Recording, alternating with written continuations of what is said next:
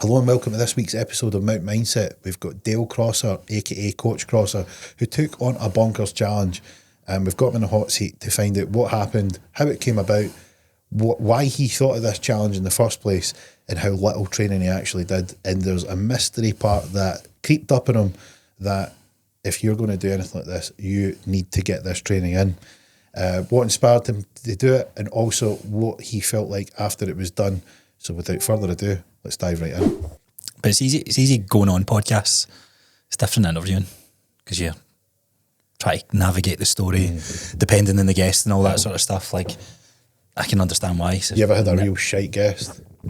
A few where you're asking, and it's not even that it's a shite guest, it's just that there's a combination of nerves and maybe misjudging their character. Like, you expect to ask questions, it's like, yeah, I did do that. And you're like, okay, on to the next point. So, like, you try to navigate the conversation. A lot of people, I think you forget that being able to communicate and have a conversation is a skill, and some people just haven't refined that skill.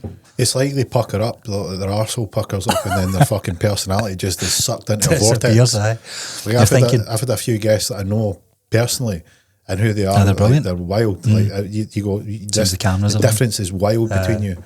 Everything from clammed up to just like couldn't even face. And Big Mikey had that as well when he was going to do his podcast.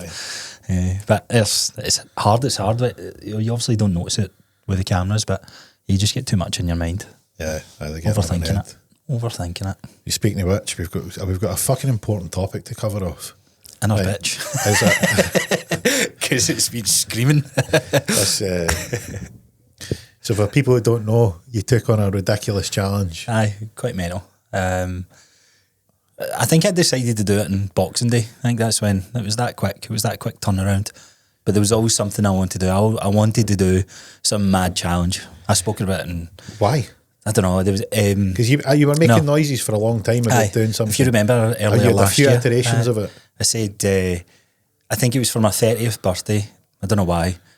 It's the milestone of turning 30. You're like, I want to do something big with fitness. I always wanted to do, like, you see, if you watch like endurance videos or anything to do with fitness, there's always someone who's done a crazy challenge, and I always find myself watching those videos and I'm like, it'd be cool if I had a crazy challenge. So initially that's where that came from, and then for my 30th birthday I was like to Jill, I might carry a barbell with like a ton of weight somewhere. I might do a distance.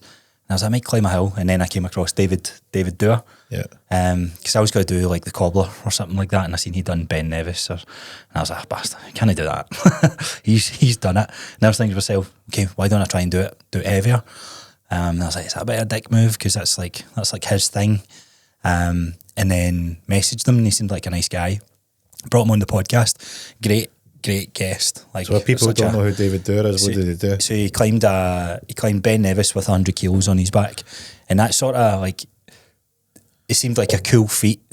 It just seemed like, I was like, that's a cool challenge. But actually sitting down with him in an interview or having a podcast with him and diving into his story and all that, it seemed like a selfless guy that was just wanting to do something crazy for charity, and hearing about the training, the pain that went into that day, the prep and everything. I was like, I want a piece of that. I want to do something wild like that. It's fine when you're sitting in the chair. Aye, exactly. And some poor soul's like disseminating the obliteration. I know, and he's like emotionally broke down several times, etc. I was like, I had all this pressure on my shoulders, wasn't sure if I was going to do it in some of my training days. So he was carrying, I think one of the stories he told, like a couple of months before, he puts 100 kilos on his back for the first time, and he can't walk a couple of feet in front of me. He's like, oh, fuck this. How on earth am I going to do this? And again, he just broke down. So doing that, I remember going on the podcast when me and James were doing it,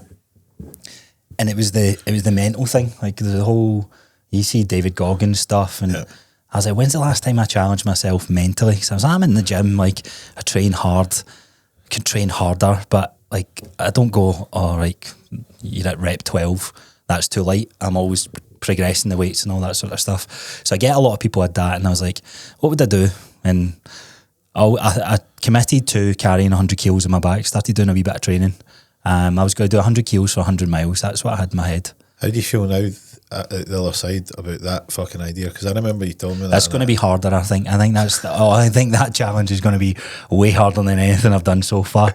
But the fact I've said that out loud, like, doing the challenge, I was like, right, cool, straight away, you're like... 100 kilo, when you told me this, because you floated this idea of doing, like, Glasgow to Edinburgh and back again, and you're like... No, I was just going to do the width. Well, if you do the width, I mean... Somebody needs to carry it back. Width to Scotland, you can do coast to coast, it's over 100 miles.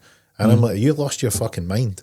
I said to David on one of his last climbs that I went with him, I was like, Jank, you could do the NC 500. He's like, that'd be fucking wild. And he was like, look, I'm not one to say you can't do anything, but the logistics of it is the hardest part with that. So that's what put me off the challenge, the logistics of, he had a full team of people. Every time he sat the barbell down, they're lifting it off his shoulders, and they put the barbell back up on his back, and he continues again. Yeah. So he's getting that gets the respite. And I don't know, like, if you do anything any longer than 30 miles, you're going to need a good, it's going to be over a 12-hour challenge for sure. So anyway, I was like, right, I was thinking about now the yokes that strongman carry. I was like, maybe I could do that, because I don't need anyone there. I sit it down, it's down. Yeah. I pick it up, and it goes. So debating with that, and then life gets in the way. It's an idea. Other things take over.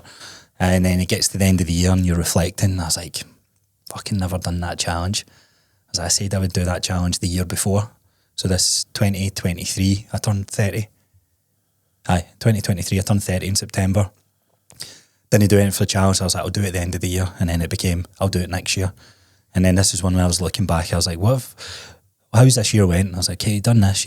And I was like, straight away, I was like, you never done that challenge. Yeah. Didn't mean anything at all, but to me, it meant a lot. I was in there. There was a part in me. It's like, you said you'd push yourself mentally, and you didn't. And I used the excuse, you've done a high rocks, you've started running. Things that you really hated, you've done. Yep. And I was like, nah, still not good enough. So I was like, I'm going to do something. And a couple of weeks before Christmas and that sort of stuff, I'm speaking with she's actually a client of mine now. And I'm talking about, like, look, if you want to get into your health and fitness and that sort of stuff, big part of this is resistance training. Look, you can do stuff in the house, you can use a resistance band, you can buy weights, but getting into the gym is going to be probably one of your first hurdles. Like, how does that feel? And she's like, I could never do that. Like, what do you mean you can never do that? And she said something that was along the lines of, it's easy for you, you've been in the gym since I was like 14. And I was like, that's a fair point. And that got me thinking. I was like, what have I done recently that I've said, I could never do that? And I was watching, it wasn't Fergus Crawley, it might have been like Nick Bear or like one of the crazy like hybrid athletes, and they were talking about running 100k, and I had a wee voice, a wee thought in my head. I was like, oh, that'd be cool, but you could never do that. And I was like, well, never said that about anything to do with fitness. I chose fitness as my career path. That voice came up and then it went away. But when she said that, that's what came to mind. And I was like, that's fair. I was like, it's a fair point. And it just got me thinking. I was like, I'm going to do that. I'm going to run 100 kilometres. And I was going to train for it, and I was going to do all this. So that was the plan initially. But see, when I got to Christmas, like 2 weeks later, and I think wasn't the hatred, but the disappointment that I felt from not doing a challenge, I was like, I need to do this now. What were you disappointed in? Just my word. I said I would do something. And I openly said in the podcast, like, so people tuning into the podcast spoke to people that I know, like yourself, and it's not even judgment. I think it genuinely comes from within it. It's me. I said I would do something, and I never done it. And I thought, if I go another year and don't do this, like, I don't know, it's like a break of character. If that part breaks of you, although it's a fucking big crazy feat, what else slips by the wayside? And that's all I kept thinking about. So I was looking at, I seen a few. But you know, I mean, the world's full of people that talk about game. And that too. It's like, am I just one of these guys going to talk a good game? Yeah. World's awash with it. I mean, that's the thing, it's so prevalent now. Definitely. You know, and people, like, you know, that's the whole thing, is like people holding you account. Mm-hmm. You know, and the number one person that can hold you account is you. Mm. You know, so you can set big goals and talk, you know, big game, but seeing it through as a whole different animal altogether. Yeah, so it sounded like it was in there. Oh, it was. And I think that voice was so loud, just on your stand. I think the good thing is I went away, like me and Jill went away to that lodge for a week, so there was just space to think. And I think that's really important to do as well, because it brings all these things out. So if life's so busy, you know, like you can easily, you know, the voice is still there, but it's not as loud. It's no speak. It's not as loud, that signal is loud. So your algorithm, everything that I'm looking at, I was like, oh, it's quite scary to say you're going to run 100 kilometres. Christmas Day we ran a half marathon. It was in although I didn't quite say it out loud in my head, but in my head I'm like, I've never ran a half marathon before. Longest I'd ran was 10k. And I said to Jill on Christmas Day, I was like, let's try a half marathon. It's a wee bit of cockiness. I was like, I think we can do that. So we done it, and I was like, it's just 4 times that's 100k. So I'm looking at videos and I've seen 100k, and I'm looking at all the guys that are running it, and I'm like, man, these guys could never lift and do that at the same time. And I just went, something clicked in my head, and I was like, that's the challenge. Lift something for 100 times, then run 100 kilometres. And first thing that came to mind was the bench press. Yeah. So I was like, right, I'm going to bench 100 kilos 100 times, and I'm going to run 100 kilometres in the same day. But it was like maybe a few hours later, open up Instagram, and Graham, who's been doing some of the stuff, the videography for the High Rocks prep for me and Scott, he's like looking for a couple of projects in January. And I just messaged him. I was, here's a project for you. Fancy this? And he's like, fucking sounds insane. Absolutely. And I was like, right, there's my accountability, there's my commitment. Yeah. I was like, what days are you free? I was going to do it the week before High Rocks. Which was, I was like, in my head there was a cockiness. I was like, yeah, I'll be fine a week later. And I was like, no, I'll give myself 2 weeks. I remember leading up to this, because I mean, as somebody that's done endurance sports, and you were relatively coming into this endurance end. My endurance was a 10k. When you were telling me these things, I'm like, oh, you're in a world of pain. Fucking word. This is good. He is in for a fucking shock. So because it's all the mistakes I've made. Like, I've made the mistake of under fueling, you know, not training my gut, not really understanding it, like nutritionally what you need, you know, how to fuel your body properly, like how to recognise the signals, how to deal with like essentially enduring just what you're keep doing. The legs moving. Yeah, yes, and like coming up with strategies to like essentially create a loop in your mind where like right, become rhythmic, settle in, you know, don't go off too hot. Like all the mistakes, everybody goes off too hot, under fuels, underhydrates, thinks it's easier than it's going to be. Things, because they extrapolate, well, I've done this, so it's only a multiple of that. It's just 4 of them. That's what I was like, it's just 4 more of these. I was like, you've had a couple of Haribos, you'll be fine. And I'm like, no, it's going to be a different ball game. So that got the commitment. And again, I just, there was a part of me was like, I want to do something that I wasn't looking for something that someone hadn't done, but I was looking for something that when I said out loud, it was like, that sounds mad. So I think that's why throwing in the bench press was one part. It was even a part of me, I was like, right, 1,000 times 100, 100 times 100, 10,000. I was like, running a 10k is not the same. And I was like, should I do maybe 1,000 laps of the track? And I was like, nah. I was like, do I do maybe 1,000? I was like, how many laps of the track is it? 250. I was like, did I maybe bench 250? But the 100 just sounded as a nicer kind of ring to the challenge. So that was it. And then 2 weeks later, it was go. So it was literally zero training prep for the challenge itself, which I don't know. I wasn't too worried about that. I was mostly worried about the gut. Yeah, we spoke about that. I knew that was going to be the hardest thing. Like that, like for people that have never like done an endurance sort of like a long endurance effort, you'll know from when you're training that your blood flows in your extremities, the muscle groups that you're using, and when you eat, the blood travels to your stomach to digest. So one of the things that is the shock and awe that you get when you try endurance is whatever exercise you're doing, run, bike, swim, whatever it is, walking, whatever it is, your blood is in your muscle groups that you're using. It's like two fighting signals. It doesn't matter. Your gut's like, I don't digest when you don't give me blood. So you need to combine. You essentially need to train your gut to digest food. I expect it. And also, what food can you digest? Because you take foods like you would never normally eat because you can digest them. And this is like a whole like dark part, like an unknown science, and it's really particular to you. So there's things like that will work for me that might not work for you. Yeah, it's all individualised. It's about figuring out yourself, and that's see when you were telling me. I was like, have you the first thing I asked when you were like, I believed you could do it. I was like, you 100% in 100k. You definitely bench 100 kilos 100 times. And I reckon you'll like by hook or by crook you'll make the 100 kilometers. First thing I asked, have you trained your gut? You're like, no. I know. And then, like, as it came up in videos, I was like, what the fuck do you need to train your gut for? And then the more videos I was just like, oh, that kind of makes sense, man. Everyone's got their own individual fingerprint towards nutrition. I was like, right, I need to think about this smart. I was like, so game plan was to get food. The night before I worked everything out, but it's a different story working it out, having a plan in paper, and then try to execute it on the day. Because you need to go out and try it and see how you respond, because it's a response. Like in theory, it can be great, and you go, well, you know, it fits all the needs. But in theory, like, how's your body going to respond? Because you're putting it into an unknown place, and it's going.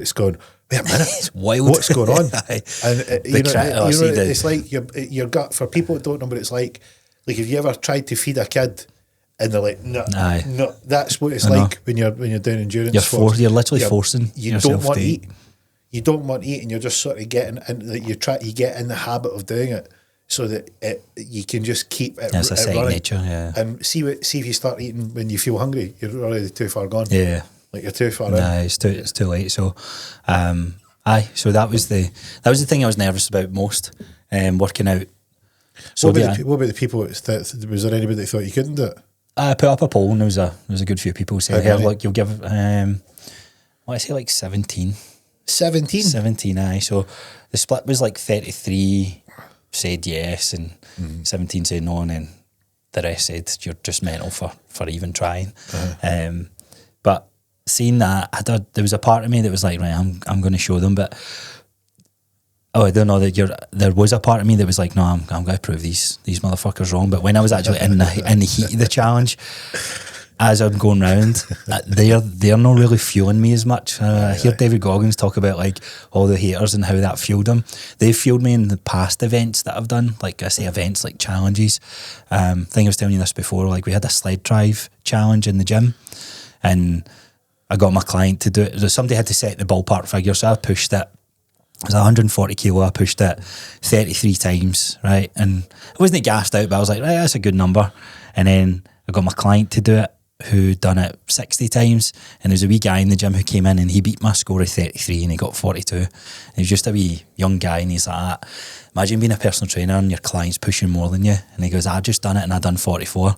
That pissed me off. So I went in the Saturday before the challenge finished, and I done it for 120. I was like, I'm going to make sure I smash this number so fucking big that he looks at it and goes, I'm not even attempting that. And I remember in pushing that, and it was getting hard, but 80 lengths in, so you're constantly going. And I'm like, man, I'm flagging here, and I could just hear that phrase that he said, and then his wee laughing face. And How long did it take you to do that? That was like almost, I think it was like 55 minutes to 60 minutes of work. Right. So it wasn't that much. Well, you're not doing high rocks. Like, see an hour, 2 hours, right? You're in that zone. So it's completely different. That's why I was saying it was a challenge. But see, when you're going north of like 5-6 hours, you come into a new territory where you're slow. It's like Chinese water torture. The drip just keeps hitting you, and at some point you start to lose your mind. Well, that's why you need to replace your electrolytes and your sodium intake. And I think it was like 12 hours into the challenge, and I'm like, I'm still pissing sweat at me, man. What the fuck's going on? And I was like, well, at least I know my hydration's right. Yeah. I was like, I need to make sure I'm still doing this. So when I'm doing the challenge, like those guys who said, no, you won't complete it, but you'll give it a good effort, it didn't. Because you don't care. That never came. You're fucking falling apart. I was generally saying to myself, like, I'm not afraid to fail this. I'm not afraid to have the conversation with other people and say, look, I gave that my all. Yep. But see, when I ask myself, is this your all? And it's like, physically, you can push yourself a wee bit more. Yep. Like mentally, you're fucking breaking at this point, but physically you can get through this. So have the conversation with yourself. I remember coming to so it was Sunday. I came around and I was like, I'm going to check in. I was going out to ride my bike. Came to the track first to check in. You and Dean were running around, and I can just see the buzz about you. And I'm like, I'm doing all right at this point. I think I'm coming up my first marathon at this point. Which was big milestone. Huge. Huge. It's elated, and the thing, anyone that's run a marathon will know, it's around about that 18 to 20 miles in when that's when you needed to have started to fuel. And I was like, how's the fuel? I feel fine, don't need anything yet. Right. I was like, No, I was every 10k I was putting, or every hour I was trying to put something in, and that happened the first hour, it happened the second hour. Hour 3, which I think was as we start approaching the marathon, 3 and 4, I have horrendous stomach cramps and I have to go to the toilet. Because I remember, like, you were going to the toilet and you were like, I was like, fuck, man. Because the gut's now starting to go, no. I was like, I can't keep doing this. Yeah. Like, physically, I can do it. Mentally, I'm fine. I was like, this pain in my stomach. It's hardcore. Like, it's the real cramps. The thing is, you sit down as well in the toilet, I can't get back up. My clothes are soaking. Like, that's the hardest bit. It's like, because you're in a rhythm, your momentum's carrying you through. But jumping into the sports centre to go to the toilet, I was like, fuck. So let's start for the start. You got the bench press done. How was that? So caught me by surprise a wee bit. Again, I think it was a wee bit arrogance going into that. Now it's probably one of my strongest lifts. So 100 kilos, I could do that, no worries.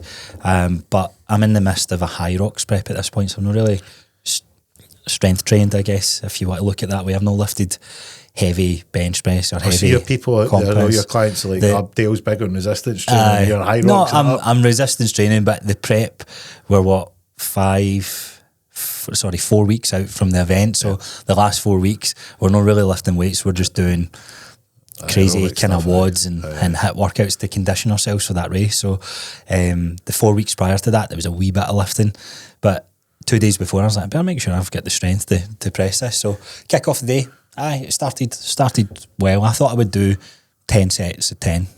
I thought it would be that simple, but 90 seconds rest, that was the plan. Done 10, and I think I'd done another 10 and then done 5. Like that third set of 10, I was like, oh shit, I'm not, that's going to take longer than I thought. So I was like, I'll wrap this up in 20 minutes. I think it took 40 minutes all in. And then I wanted to have that wrapped up quickly because I was like, I just need to get on that track as quick as possible, because I was doing the math in my head and I'm like, it'd be insane if I do this in 12 hours, but the likelihood that I'm going to be 15, 20 hours or something like that. I actually didn't realise, I didn't think I'd go by 15, but as the day goes on, obviously, that's where it ended up. So I wanted to be on the track for 8 because I'm like, right, that takes me to midnight at least. I'll have this wrapped up by midnight. And then, so done the bench. Plan was to eat after the bench, but I had a good 2,000 calories for breakfast. Just my normal food, and threw in a wee bit extra in terms of carb source. Went up to the track, and after the bench, chest was obviously pumped, but it was my forearms. My forearms were pumped more than anything. Other than that, we were good. And then just hit the track, and it was like, right, let's go. Track was snowed over, iced over. The council actually tried to throw us off the track on the first lap. Did you hear about that? I heard about it. So we'd done one lap. Guys like, you can't be on here, you need to be off. And I was like, man, I'm going to be here for the next 20 hours. He said, can't you do a charity event? And I was like, it's not for charity. Jill's trying to play the charity. She's like, people have like raised a lot of money for this. She's like, you can't do that either. And I'm like, Jill, shut up. I was like, we're not done that anyway. So the guy gave in. But I thought karma was going to come back to bite me in the ass with that one, because he was being quite snarky. Like hazard on it, and I was like, look, I've ran a couple of laps. I get you need to do what you do. You need, like, if you need to phone MD or call the police, whatever, do what you do. But I'm going to keep running. Don't want to be a dick about it. And he was like, again, I was like, right, cool. And then went off and off. An hour and a half in, I'm like, I'm going to shit myself. And I was like, I need to go into that sports centre and use their toilet. And I was like, I wonder if he's going to be there. I walked in the door, so it was him. And I was like, hey mate, is it all right if I use the toilet? And I think he done that whole customer service auto response, like, yeah, of course, go on, you go through. Right. But on the way out, he was like, he was like drawing that ease off me, and I was like, oh well, you can't say no now. Yeah. So started the run. I think he started a wee bit later. It was meant to kick off at 8. I think it was 8:30 to 9:30. So 9:30 kicked off the run. And then this is where it was all right, to be fair, up until I reached the first official ultra endurance, or I don't know what you would call it, ultra run, which is a 50k. The marker for an ultra is a 50, isn't it? So once I hit that, like, wasn't it? I guess it was the first milestone. Like I remember hitting the marathon, but the marathon's like 42. 42.2. And because it was 42, I was just like, I just kept running. I was like, right, cool. 50k in my head, I was like, change your clothes. Like that was the first pit stop. Like, new set of clothes, change your shoes. Like this is you've just got another one of the. You've got one more of these to do. Yeah. So at that point, I feel okay. legs are starting to hurt a wee bit. Ankles are a wee bit sore. But to 50k, everything's going well, past the marathon, straight into the ultra, all going well, change your clothes. that fucked me. I must be honest. I actually think that fucked me more. So I changed my shoes. I didn't need to change my shoes, but I thought I would. And I changed into my basketball shoes, which are, I've ran in them like during a couple of run outdoors in my High Rocks bit for 10k, and they were comfortable to run in. So I just thought they'd be comfortable with that. But by the end of it, the way, like, normally running shoes, you get they kind of lift up the middle there. The basketball shoes it's the other way. So I could feel that strain starting to happen. So that was in my head right as soon as I changed my shoes, and I'm like, I'll get the energy to change back. I was like, 'cause your feet are soaking. Like, you don't want to, I put that jelly, what'd you call it? Vaseline stuff, which actually worked well. I had no blisters by the end of it. I was surprised at that. So yeah, change clothes. Up until this point as well, it's still light. So, don't know, being in daylight. So how long did it take you to get to the 50k? I want to say I'm about 4:50 or 5 hours at this point. Right. So in terms of like, so you're over 50k, you're 5 hours in. Maybe it was about 6 hours with the 2 stops at the toilets and that, if you take them out, of running at this point. Because I didn't stop my watch the first time, but I stopped it the second time, because I was like, I just want to see time on my time moving. And I was like, oh no, I just want full challenge, the full time of the challenge. Yep. But I was like, I started at 8:30, I'll know what the full challenge is, because I'll be finished. So up till this point, like, something worth mentioning as well, I've not ran myself yet. I think I ran 2 laps right at the start, because Scott left, Jill had to take Cooper home, and that was it. But I was running with people up until well, really from then right through to midnight. So it's good. Like, I'm still able to hold conversations, but I could hear, like, this was when 50 to 60k, when I changed the course. That's when you turned up as well, wasn't it? And so I'd been at a bike ride, came back, and I was like, right, let's get round and see few laps, yeah. So we're talking, but then because there's other people there, other people start talking, and I can find myself, I'm like, right, thank fuck, I can just listen to them, just zone out, because the talking part, I'm like, I start to feel, like, this is getting real hard. Yeah. What was it feeling like? It's hard to mentally explain. hard. I think I was in my head, because I know I'm behind on fuel, because I just tried to eat something. That was probably when I stopped. I tried to eat, and 40k I caught up. I was meant to eat on the hour, couldn't eat until like 35 minutes after I was supposed to. So I felt the impact of that for that wee 20-minute window, and then I got another second win. I was like, right, I can feel that energy. I was like, I can't let that happen again. Tried to eat again 20 minutes later, and I'm like, I've not got this. So I start slipping behind. So I've got it all portioned out. Hour 1, hour 2, hour 3. So I'm on hour 5 and hour 6, and I've only ate half the stuff that I was supposed to. I'm like, right, change it up. I think that's when you brought me the gels as well. I was like, get the gels down you. And I'm like, oh, that's quite sweet. But I'm on my 6th one at this point, and I'm like, oh man, these are not sitting well. 50 to 60k felt like the longest hurdle, because I couldn't eat. Again, it was because I couldn't eat, and I was panicking a bit. When I arrived the second time, I was like, how are you doing nutrition wise? And you're like, I can't eat, everything feels like it's there. It was in my throat. I was like, oh, no. It was in my throat. I was like, oh man, this is going to be a slog, because you know what it's like with the fuel. So I think I was looking at the runs. I'm still running like a 650 kilometre at this point. But I'm in my head, so when everyone's talking, I'm like, I'm going to be sick. And I was like, no, like, it'll settle. And I'm like, no, I need to walk. And I was like, but if you walk, then you're stretching out the challenge, and you're just going through all these back and forths in your head. And I'm like, what happens if you don't eat? And it's like, well, you're not going to finish your challenge. So it's like, you need to force yourself, and then you get this awkward, it's not a stitch, but it's like just the bloating in your stomach. Your stomach just doesn't, you don't feel normal. You feel bagged up, you feel blocked up, because nothing's moving. It's like running when somebody's got a resistance band and they're pulling you back. That's what it feels like. You're like, oh man, it's like fighting against it. I think as that last bit of food kicked in, again, there's another second bit of wind, but I remember 65k being the hard bit. Couldn't really necessarily eat after 60 kilometres in. And when I was at 65, it was getting darker. So that, I think that's when I went to the car. That was the first time I went to the car. So 50 to 65, there was a couple of stops and trying to eat, and that was the first time I start walking a wee bit round the track. Yeah. And I try to run again, and I'm like, oh, man, I've got no fucking strength or power in these legs. And I'm like, fuck. And then I find a rhythm this is a slow rhythm. This is where it's like, right, is this what the next 45 kilometres are going to look like? And I'm getting a wee bit colder as well. Yeah, when I approached the 65k, I think that's when I was thinking, I was like... Because it's hard, I mean, like, for people that need this sort of picture painted, you're 60 to 65 kilometres in, you're not able to get any fuel in. You can feel it kicking in, you can feel it starting to take effect.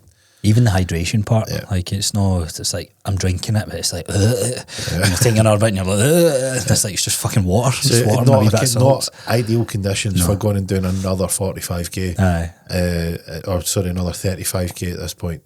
And you are also struggling to eat, getting colder, getting sorer. And then people don't get this, right? People don't understand this and they do it. It gets dark. And that does something to you mentally. It does. Because I think when it was light, there is a bit of, like, sunlight is one of the best things that wakes us up. Although we don't get much of it in Scotland, the daylight, that was like, right, this is, that's why you're a wee bit more chipper. Like your internal system. Your circadian rhythm is like, right, it's dark, you should be, what the fuck are you doing? Like, you should be going to sleep. And it's all these sorts of like little, superstitions that you have. It's dark and you shouldn't be out and it's cold and you're noticing that temperature and you're slowing up and it's sore, and this is where the inner bitch comes on at full blast. What are you doing it here? What are you doing this for? Why are you here? What's the medical benefit of this? Like, you could cause yourself an injury. Who do you think you are? So, like, do you remember any of that stuff that was coming through? More so, I think, when I had times myself. So when I went to the car, I was like, I just need to get a heat in me. That was the first time I wanted to try and heat up a bit. So I left as you were going to the car. So it was okay when I was moving. Yeah. But I think that's where, I think if I remember right, you said try and walk and eat, and it might go down better. It might help with your digestion. So I'm walking, and then I'm eating. I'm like, right, okay. And then I'm freezing. I'm like, oh, fuck. And I was like, right. In my head, I was like, right, you're at 62k. I was like, stop at 65. Like, have that, get that as the first goal. And I get to 65, and I sit in the car, and just try and get a heat in me. And this is when I try and sit down and eat, because I was like, right, okay, that worked well, slowing the pace down, moving. That helped with digestion. Maybe if I just try and not be running or moving and eating at the same time. So I get what is it? It's like a chocolate croissant or whatever. I was like, I can love this food. I take a bite and I'm like, only it's about that. It's not even much at all. So you don't even want to eat, do you? No, I'm warming up. I think I ate half of it. I didn't even eat the whole thing. I ate half of it. I'm like, right, I need to get back out here. But I think this is the first video. I remember Jill put it up and I was watching it back. My personality goes at this point. Like, I thought I was doing better, but I could see in my face, I was like, I think also, weird enough, that was the only part where emotionally, for whatever reason, because Jill was joking, she was like, oh, you going to cry? And I was like, aye. And I was like, why? Do you remember what I said to you? I'm not sad about anything. I was like, I'm at this point, I'm not like, oh, you're not going to finish this. I'm not like, oh, you're a failure. None of that. Is just, I was just like, why am I tearing up? Because remember I said to you, it's like, you felt emotional yet? Aye, remember that. And you were like, it was like, no, yet. No, yet. Like, how do you know that? And I don't know if that just came 20 kilometres later because you said that or whatever. No, it's a thing. Like, when you put a hard effort, you actually feel a bit overwhelmed and you feel a bit emotional. Yeah. And it's like, why? Because normally if you're feeling strong emotions, you know there's a reason for it, but this sort of creeps up and you think, why did I feel overwhelmed? And I was thinking to myself, because she was like, what is it? And I was like, she's like, you'll do this? And I was like, I don't know why I'm crying. And I was like, I've just had like teary eyes, and I was like, I don't know if it's a combination of being able to sit down and get a heat or sit down and eat food and just, I don't know. It was just that part. That sort of, childlike instinct where you're just sort of, you've battered yourself a bit and you get a wee bit of relief and you're like, that's what that generally was what it was. So back out the car, and then I try and run, and I can't. Like, I genuinely, I'm like, this is, if I had to rank pain 10 out of 10, we're sitting at a 9 here. Aye. I was like, what the fuck's happened? No, sat down for 15 minutes. That's yeah. So that was where, painful. That's a difficult bit. Now, don't get me wrong. What happens is everything's came in. It's cramps. Not even cramps. It's just your ankles and the joints, the movements of the muscles think you're done, so they're in repair mode, and your body's trying to switch from that fight or flight and switching over to the parasympathetic stage where it's like, right, cool, we're chill, like we're relaxed. So that's almost a hard effort to get that back up again. So I'm running, but I'm power walking, if that makes sense. My upper body's running. I remember saying to you, because I was like, I remember looking at you and I was like, just walk. Is it because the idea is if you walk, there's less blood requirement at your extremities, you might get something back to your stomach and you might just start this thing firing back up. So just walk. And I could tell with the way that you were running that you wanted to keep running, and I'm like, Dale, I'm walking next to you. Like, you're causing yourself undue pain that you need to. Is it just walk it off? That part as well, and I was going back and forth, and I was like, I just walk, and this is where later that it kind of makes more sense. But at this point, when I was running but running at walking speed, it was actually better on the feet. I don't know. I don't know if it was mentally. I just felt I was moving quicker. But I counted every meter. I must have counted every meter from 65 to 70. And I was like, fuck me, that was hard. That 65 to 70, I was like, right, how the fuck am I getting another 30 of these? Or another, because I remember I was like, it's 6 more of what I just done. Yeah. And I was like, it's just 6 more 5Ks. You're trying to find ways in your mind to break it down. I was like, you can do a 5K easy, but my 5K time at this pace, I don't know where we are timing wise. I think Scott's out, Kay came back, so it must be close to like, I don't know, 9, 10 o'clock. When did you come back out the second time? You went home for food. You went to the car. I took the boys home, and I came back, and we were at mid-70s. So we were at mid-70s then. Yeah. So that was the second time I said to you, if I'm going to go into the car, get me the boots. Yeah. So at least I've got them kind of going. They didn't really do anything. I think I was gone. I could have used him at 40k maybe, but I get to that point. Too far gone. I was gone. I was like, she's out there feeling. I was like, it feels nice. But as soon as I stepped out the car again, it was like my ankles were like glass. Yeah. I was like, and then it got, as I'd done a few laps, it did ease off a bit. So that point, like mentally again, there's no, you're in your head, and I'm like, I remember thinking to myself, you're going too slow for the amount of people that's around you. That's no fair in them. That's what I kept thinking about. And I was like, that's weird where my mind goes. So we spoke before, like how people pleaser and that. And that's all I care about at that point. I'm like, fucking letting all these people down, they're going to need to stay longer. And I'm speaking to, because a big bunch of people there. My dad's down at this point. You came down, Ted, Stace,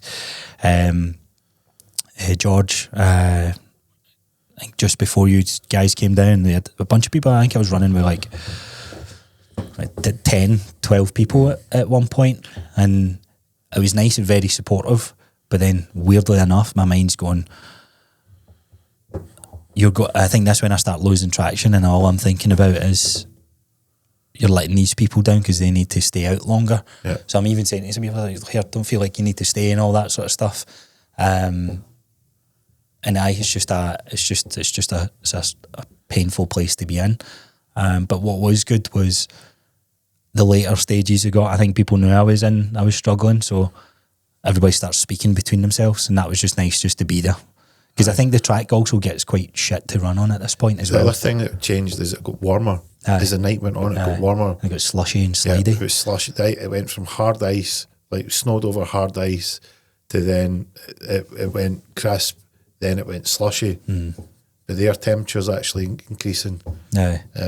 So it was a shift. Yeah. I remember thinking to myself, it's warmer than I came out, because I remember thinking, I need to strip off here. It was getting a bit warm. Because all I had on was, I had an Under Armour top, a t-shirt and a hoodie, and my two-tone shorts. So I was all right heat-wise until I stopped, and it wasn't the cold, it was just your central nervous system and the dampness, how wet you are for your own sweat. As soon as that cold's up, you're like, oh. Like the morale drain on that was real. I know, you're like you just got, I only had one change of clothes, so I'm feeling that at 70, and I said, I think Jill goes home and picks me up. What conversations do you remember more so, made the I just like, what is happening here? Who are you speaking to? was there any that stand out that you remember? Yeah, so I think the biggest part where all these conversations came out, which I wouldn't have had it any other way. I'm glad so many people stuck with me, because who knows how long those conversations can last. But it's when everyone left at midnight, 1 o'clock, and I think also because I'm thinking you've only got, I don't know, can you remember the number when you all left? Was it like 18k, 16k? I was there just before 1, and you had Under you were at 82. You were at 82. So it was like 18k. 18k took me, by the end of it, took me 4 and a bit hours to do. And I'm looking at I'm timing like how long it takes me to do one lap, and I've counted it. I can't remember how many laps that would be. Was that so let's say it was 20k, so it's like 50 odd laps or something. Yeah. And I'm like, man, I'll be here for hours. And Scott's already said, here, mate, if you're not getting to this, that was before when 80k was coming up. He's like, you need to pick up the pace, because you're going to be here to tomorrow, 5 o'clock, 6 o'clock in the morning, if you don't get this pace. And I think because all those things were in my head, when everyone left, they all came to the surface. So I was like, right, how the fuck am I finishing this? And it was okay at the start. Jill was like with me for a few bits. She went and got Cooper, and then because it was like 1 o'clock in the morning, I was like, go into the car and get a sleep. She was like, no, I don't want to leave you. And I goes, no, I've not ran myself. Just let me. I was like, I'll come get you if I need you. So she jumped into the car. I think I got to 85k, and I was like, I've got 15k left. Go into the car. And my plan was get to 99k, and then you can wake her up. I felt every meter. I must honestly. I'm looking at it, and I'm like, that's an hour, and I've done 400 meters. What the fuck's going on? I'm moving. I've not stopped moving. Just so delirious. And I'm like, right, run a quarter. Run to that lamppost, and then you can walk. And I'm running, and I don't make it. And then I just remember the first point of me starting to break was like, fucking bitch. I was like, can't believe you didn't make that. I was like, you just said you would run to that post, and you can't even run to a post. So then I try again, and I'm like, nah, I've not got it. It's like, what do you mean you've not got it? And I'm like, who am I speaking to? It's like, I'm having this debate in my mind of just, it's like your conscious and your subconscious, or like the angel and the devil, or whatever you want to kind of have it refer as. It's like good cop, bad cop in your mind. And then I say, right, walk for a wee bit, and we're going to get one lap, because you've no ran a lap. I'm walking fast. I'm running, but walking, if that makes sense. And I'm like, give it an all-out effort of run, or whatever that looks like at that point, for at least one lap. And I don't make it, and I'm just going back, it's like, can't believe you can't do one lap. You've just done all this and you can't run a lap. So what's the point in even doing this? Yeah. What's the point in finishing it? Like, and it starts to rain a bit as well. And the rain and the wind, I remember looking at some bits, and I'm like the trees, I don't know why, I just looked at the trees and I was like, I swear that looks like somebody that's just watching me. And like I'm like, I'm hallucinating a wee bit. Not like normal. Full on hallucination. I knew it wasn't, but I was like, there's like your instinct's like, why is that a group of people at the top of that hill? And I was like, oh, it's not, it's a tree. Because I'm walking, I'm looking at it. Any chocolates though? No, I never touched anything. I don't know if that would mean a good thing or a bad thing to do. And I get to the point, and then once that settles, it's like you're in your mind, and I was like, I start reflecting a wee bit on the day, and I'm like, how class is that everyone came out, and that took my mind off of it. That was probably the quickest kilometres, when my mind's going, here, this is amazing, like getting this far. Enjoy it. Like you're in the midst of it. You'll never be able to experience this enjoyment again. So I'm trying to, and the closer I get, I'm like, oh, this is good, but it doesn't last long. And then it starts to go, right, you need to fucking get a gear in here. So I'm like, there's 3 o'clock, there's 3:10, 3:15. Oh, it's like, have you ever done cardio on the treadmill or any machine? People tend to hide the clock, because the longer you clock watch, the slower time moves. I'm counting seconds at this point. I'm literally counting seconds. I'm like, how's that only? And then I'm doing the math, and I'm like, right, this isn't getting any quicker. So as I'm getting round, I think I had to get to 90k, and I'm like, right, we're here. Get another. Let's attempt another bit of food. We've just got 10k left. That's it. I'm sure that's only at 3:30. So an hour and a half to do. No, it would have been 3. So it must have been a bit like close to 2 hours. Walking, like if you walk 10k, it would take you 2 hours. So it's pace. probably about there. Because I I stopped a few times. Because I remember it got that low. Like I was walking at a normal kind of 5K per hour pace, and I'm like, you're behind that. I'm way behind that. It was a case of, right, look, stop running and just try and walk. No, the running at that point, it was sorer to walk. I remember vividly trying to walk, and I was like, I can't walk to the speed that I can with a run, even though my run's a walk. But I remember running, and everybody's talking, my hood's up, my head's down, and I was thinking, they're all fucking walking, man. It's like, you need to get fuel in you. And then I tried, and then that sort of gassy feeling was there. So I wasn't sick once, but see, that way you throw up, but nothing. I remember That felt good when that happened. So I was like, oh, that's cleared whatever that was. The indigestion, because you went and got me those tablets, they didn't help at all. I think they made things worse. They didn't sit right. But again, I'm not used to. Again, it's what is your stomach used to? What is your body used to? So I don't think I've ever had to take anything like that. So it's that foreign substance in your body. Get into the last 10K, and it's just I'm laughing at myself at this point, because I think what did you say? You've went past the point of giving a fuck. No, but I'm laughing at this one. And I'm getting a rhythm, right, so I can hear my breath, and it's because it's so quiet as well. It's like dun dun dun dun. And I'm rhyming tunes and all that, and then I start saying it's like a mantra. It's like I'm saying it to the beat of what I'm running at, and I'm like, you are a failure if you don't do this. And then I just keep repeating that, and it's like taking my mind off it. And then I start arguing with myself back. I remember doing that. It's like, who am I speaking to? I'm speaking to myself. It's just like, you chose to do this. I think I said something along the lines of, you chose to do this. Stop being a bitch about it, or stop whining about it. And then I also went, who are you speaking to? You're speaking to yourself. You're only criticising yourself. So it's such a weird thing. It's such a weird dynamic. You're doing anything to take your mind off it. It's going, and I'm going round, and I'm like, right. And you just try and think, right, I'm going to try some of these motivational things, or motivational phrases. And it's like, someone messaged me saying, like, this is going to make for an epic story one day. It's up to you to decide how you tell it. That helped a wee bit, and I was like, I want to say I'm the guy who finished this. And then again, I was thinking to myself, I was like, say you don't finish this, what does that look like? And again, it wasn't I'm scared to tell people that I failed at 90k, I failed at 92k. You'll feel disappointed in yourself if anyone gives you shit for, it's like, oh, come on, mate, you only had 8k, can't believe you never done it. It wasn't any of that. I was like, what would I be most disappointed in? And it came back to, I think, because I'd said I wanted to do something to test this mental capacity, and I let the mental thing win. It wasn't the physical. It was mentally. I think it goes to show it's one of the main things that you'll break at with anything. Do you remember me telling you about you needed to rebrand? You failed. Aye, that was another one as well. It's like, imagine having a podcast called Bulletproof Mindset and you don't fucking complete the challenge. I was like, what's that going to look like? You're going to rebrand to Bulletproof. Aye. How to fail all your fucking goals. Aye. Weak mindset. Come to me if you want to crack like a fucking Kit Kat. I know. So they were all things coming out. But that was the thing. Remember the 17, 13 and 4? 17, 13, no. I was like, at this pace, it's going to take you 17 hours. Aye. And you've beat your 13 in. Aye. You've only got 4 left. Aye. It's like, right, go on. If you'll get people to tell you, mate, you done great and amazing. You know they're lying. Aye. So that was the part that I know.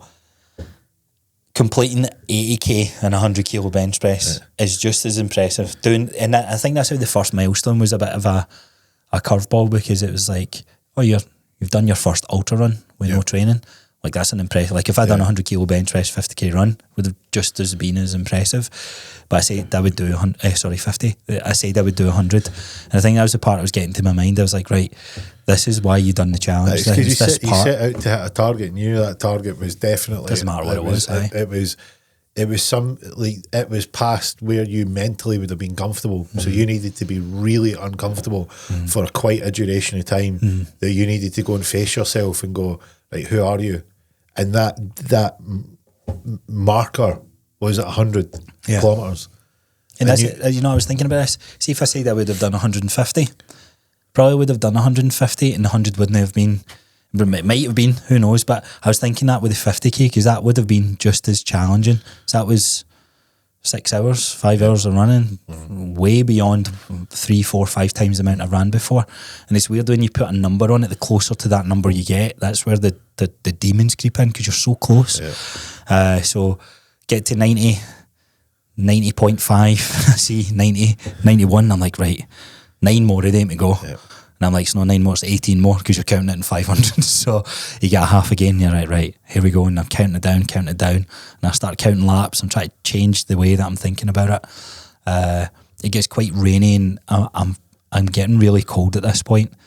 I think you said as well, it's like, why don't you go do a few kilometres on the treadmill? You were determined to do the track. Because I says, look, it's a distance goal that you've got. Because I was saying to you, look, it's a distance goal that you've got. If it's a case of, right, look, you need to finish your distance. Like if the weather gets too shit, go and do it in the studio. You've got the toilet, you can get a bit of light, it's brighter, you're out the elements. But you're like, nah, I said it was 250, it's 200. That was the part. That's what I'm doing. I was like, he's got that. He's not budging. So Jill said the same thing. We're either coming here and he's got it done, and we're picking a corpse up off the track. That's it. We're going to failure. So Jill said the same thing when the weather got quite bad, and I was like, there was a stronger, no, there wasn't a temptation when she said it. When she went in the car herself, I start thinking to myself, how can I cheat this? I was like, how can I gain an extra kilometre so it looks like I've done 100 kilometres? I don't know what the fuck I'm thinking. It's like, why waste all that hard work up until that point? And I'm thinking, I could put my Garmin on Cooper and just fucking get him to run a wee bit, and then it'll be an extra couple of laps. And I'm like, do I throw my Garmin? I was thinking everything. And I was like, and then the thought came in. It was like, you could run down to the studio, run on the curve runner, which, knowing from experience when I've ran in the curve runner, it's not accurate. It's way faster. Like a kilometre on that, I don't know, it's like maybe half a kilometre in reality. So I'm like, I could do that right now. And then I'm like, no. Like, you've got 6 more kilometres to go, and then 5 kilometres to go. I'm thinking the same thing, and I'm like, no, you can't break at this point. And I think that's where some of the mantras start coming in. And this is the thing is like, did you feel that your demons were getting stronger the weaker that you were getting close at the finish line? You're getting weak. You're getting weaker because you're getting close. So you're sort of letting the guard down a bit, and the demons are just capitalising. They're just jumping all over you. It's the whole. It's a time game at that point. So it's like I just need to keep moving for this duration of time, and that's how I stopped looking at the time, because when you've got your watch going, it just shows you your distance. So I change it to that because I don't look at the time. So I'm like, I've got 4 hours. I was like, 4 hours is a long fucking time to go through something. And then it became 3, and then it was just so slow that first hour, and I was like, I'm not going to look at the time. And that's how I started counting laps and all that sort of stuff. And then, so Jill went back to the car. I woke her up at 98 or 97. I can't remember which one it was. And I was thinking, get a couple more laps done. I think I broke a wee bit here, because I was like, wake her up at 98, because then it's 2K, and that will still take you like a good half an hour. And I think I got to 96, and I was like, no, just wake her up just now. And I was like, because that will get you can sit in the car, you can sit down. So went in, and I was like, I can't sit here for too long. I've only got 4 kilometres left. I need to get up and get this done. And then, as you get to a point where you just want it over. It's like, I just want this done. And even right to the last lap, I only had 1 lap left. And I said to Jill, I was like, I want to chuck the towel. I was like, I don't. She's like, you've got 1 lap. She's like, you need to go from here all the way around, and that's you done. And I'm like, nah, this is good enough. I was like, I'll get that other 400 metres by walking about in the house. That's why I get home. I want to get to a bath. No. And she said, what are you talking about? And like, the only person, like, the most vulnerable person, the most vulnerable I'm going to be with someone is going to be Jill, like my wife at the end of the day. And I think there's a part of me where I let just whatever's in my head, I was just speaking it. And I remember Catherine, I was thinking back to that a lot when I had finished that. I was like, I'm an actual whiny bitch at that point. What the fuck were you talking about?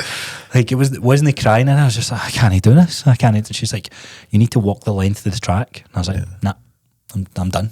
I was like, what do you mean you're done? So you got one lap left, and you were ready to wrap it.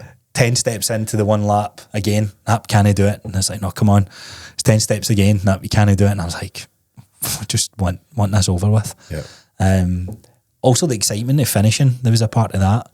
And then there was obviously exhausted. So finished at 5 past. It was like 5 o'clock. I think we had to record something. We recorded a bit at the end, so 5-10 minutes that took. It was like 5 a.m. I was like, it's done. And there was this whole, I think exhaustion's one part of it. It was a bit deflating. It was like anticlimax. I knew it was going to be anticlimax, but not to the extent it was. It was like, and then it's like, right, you done it. Cool. Aye, that was it. And that's why I'm kind of glad that I got the chance to do this. Was like at the, 70, 80k mark, wherever it was, there's a part where I was like, this is what you came here for. Enjoy this bit. Yeah. Doesn't matter how hard it is, how dark it is. This is the bit that's going to be the fun bit. Because when you finish it, it's not like saying you completed it is a cool accolade to have, but you'll never be able to go through and experience this again. This is why you wanted to do a challenge. And what did you feel at that point in time? Like when I finished? I think it was a part that was just like, just get me home, get me to sleep, get me in a bath. And I just want that. It was the bath actually. I was choking to get roasting, like to get nice and warm. Do you remember me telling you that Jill had went up the road to use your bath? To use a bath, aye. So she's not coming back. She's jumped in the bath. I know. So there was that. That's what I remember. But then it was like, that's done. There was a sense of pride as well, like being proud. Is like, fuck, you done it. Yeah. Don't think there was any sort of disappointment necessarily. I think I think I got a wave of disappointment when it was like midnight and I was looking at the time and I was like, I've not got this like under whatever I said at the start. I think I was hoping to have it all wrapped up in the 12-hour window, which would have been cool, but realistically I was like 15 hours will do, when it was actually 21, so 6 hours behind. I think that was the part I was like, fuck man. But that all came down to no prep, no training, no fuel. And really the biggest thing was fuel. So the timing part, I think I'd already passed and made peace with that. I was like, why are you disappointed? Like there was a whole part like, fucking like MD can do. I think there was a part of me was like, anyone can do this challenge, which they obviously can, but it was like anyone can do this challenge and they would have done it faster than you. There was a voice at one point and I'm like, is there anything else? Is that as good as it got? You're in a bitch because this is weak. I was actually very surprised, and I think I said that to you beforehand. I was like, I feel I've got a decent mentality towards things in terms of like, yeah, fucking double down and get to it. But I was a hell of a lot more whinier and just, I don't know if crabbett's the right word or what the right word is, but I was like, I didn't expect that. You didn't seem like that on like the track because we were just sort of like, I was very aware that when I was watching you, like your physiology, I could tell. I was looking at your physiology. You're hunched over. You look like an 80-year-old man. I was aging. I aged fast. It was like the reverse Benjamin Button. You were just fucking like rapidly getting older. And I remember thinking, he's really suffering here, which I'm a big fan of. I was enjoying it, if you don't mind me saying. And I was thinking to myself, like, you weren't crabbit enough that you were telling people to leave you alone. Because I was thinking, what would I be like? I'd be like, piss off and leave me alone. I'm in my own world. He's suffering here. But I also think that's where I was like, definitely a loud people pleaser. Yeah. But your physiology. That was break. You were broken, but your relative mood wasn't as broken as you appeared. So it was that's quite interesting. It was a good sign because I remember like you would speak like if somebody asked you wouldn't want to speak, and I was like, that's fair enough. And it's like, we'll keep a conversation going. So if you want to listen, you don't want to talk, that'll take your mind off it. But I can't remember who'd said something. And I remember you like being quite responsive, and I thought that's quite a good sign. Like that's a good sign because if you were as bad as you looked, like your physiology was betraying how you felt, And I was like, I would, if I was like, I would fucking don't even talk to me. I think a big part of it is sometimes, like, I don't know what you were like, but I wanted to be like when I'm in that kind of situation, I want to be left alone. Yeah, I think I suffering when silence. it came to that last hurdle, when everyone left, I think I was getting to that point. So I think also when Jill was with me, we weren't really saying anything, and then all I'm thinking about in my head is like, she's been here all day. There's a studio hire in the morning and all that sort of stuff. And I was like, I don't want to be thinking about those things just now. Yeah. And so I was like, just go to the car and like at least get a nap, because that's going to take that part out of my mind, and then see what's left. And I think that's when the I guess the mental breaking points start becoming louder. So yeah, when like the days after, like there was a sense of like, oh, like get a wee bit of a spring. I never thought at once I would. Yeah, I guess there was a part of me was like, I didn't know if I would be able, I'd have the physical components to do that, but I knew mentally I was going to give it everything, and that's what got me through it. And the good thing about that, like reflecting on this and afterwards, that was a mad, crazy feat. But see that mental hurdle and overcoming that, you can get that from anything. You can get that from walking through the gym doors, and that's what I think gives me, I guess in a sense, I've said it's not about people taking away and doing crazy challenges. That's just something felt I wanted to do for myself. But getting into that, those times where you think you can't do something, it's not a physical component. It's always going to be mentally. Especially if it's something like walking through the doors of the gym, or saying you want to do a certain style of training. Like everything can be achieved. What did you like? After the dust had settled, like you would have had an idea of what you might have got for doing this. Like, what was it like relative to when you actually crossed that line and let it sink in? Was it the same as what you thought it would be? Or was it different? I don't know if it's necessarily hit. I wonder, like, I do think there was like, if I truly processed what I'd done, see, because I'm straight, well, the days after the training, I'm broken. I try to get back to somewhat normality, and then the week later, I've got a high rocks competition, so my mind's been shifted relatively quickly. And I was thinking that when the drive down to Manchester last weekend, I was like, have I really processed that? And as part of me, I'd done like an episode, like a debrief episode, to kind of talk through what comes into my mind.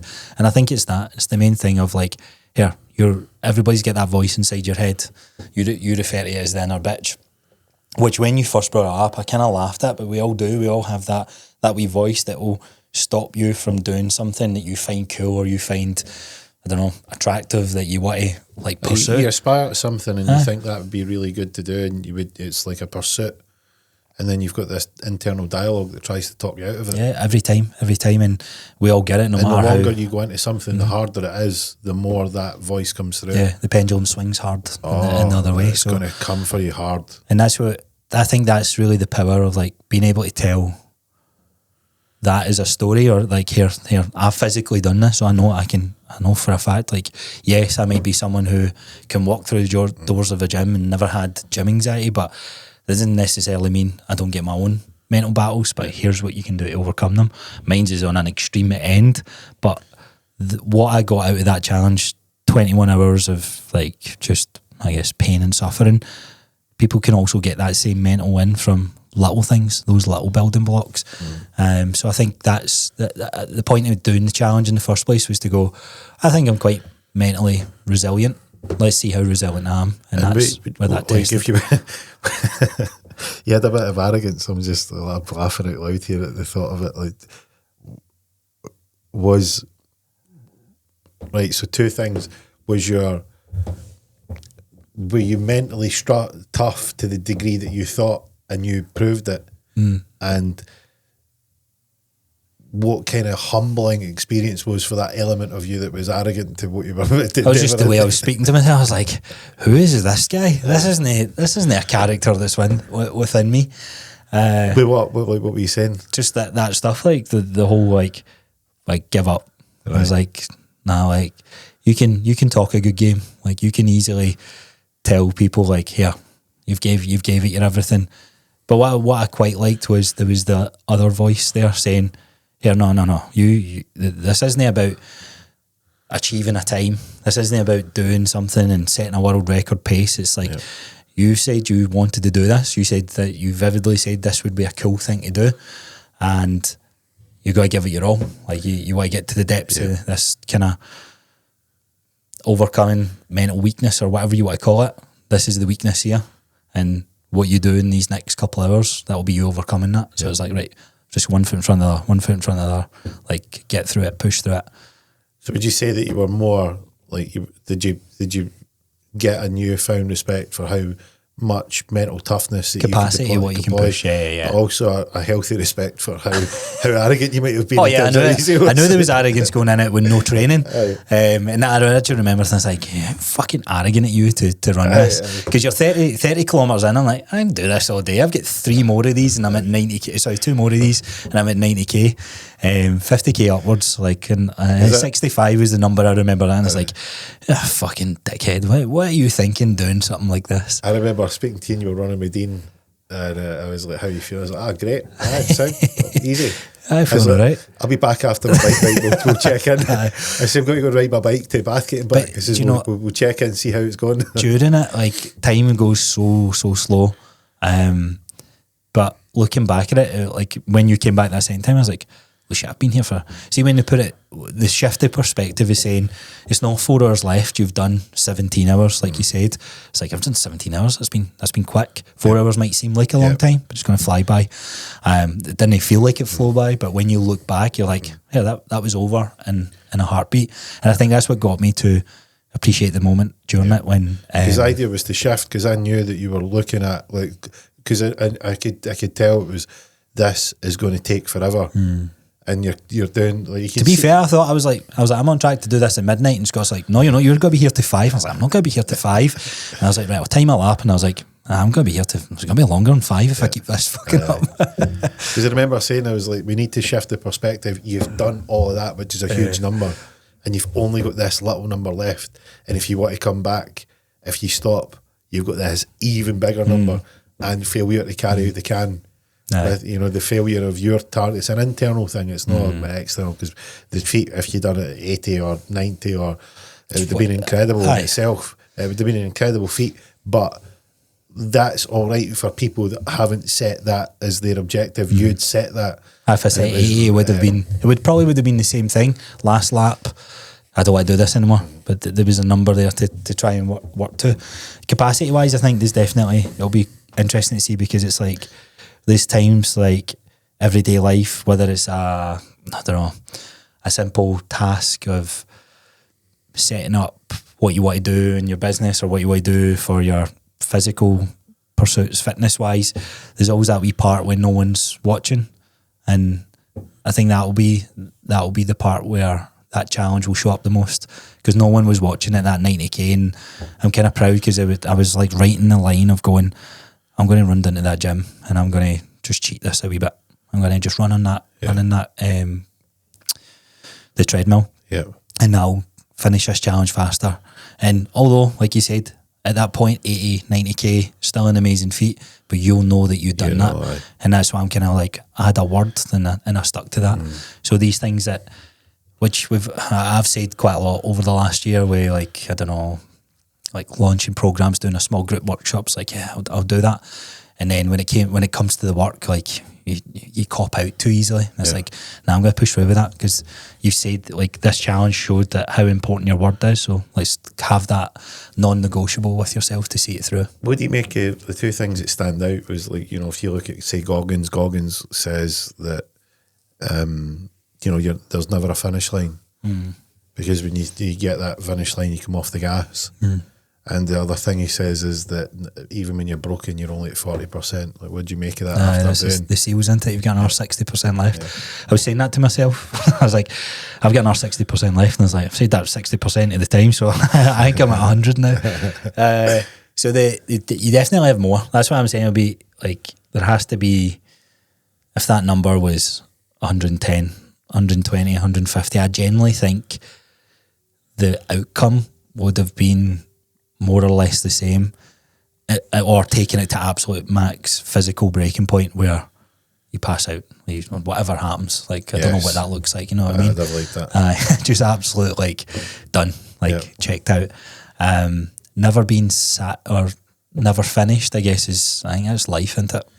What about, as it's everything. It's like your life's a sequence of, you know, the next iteration of it or the next evolution. So you're never really. Think about like your. So you're obviously big in the cycling.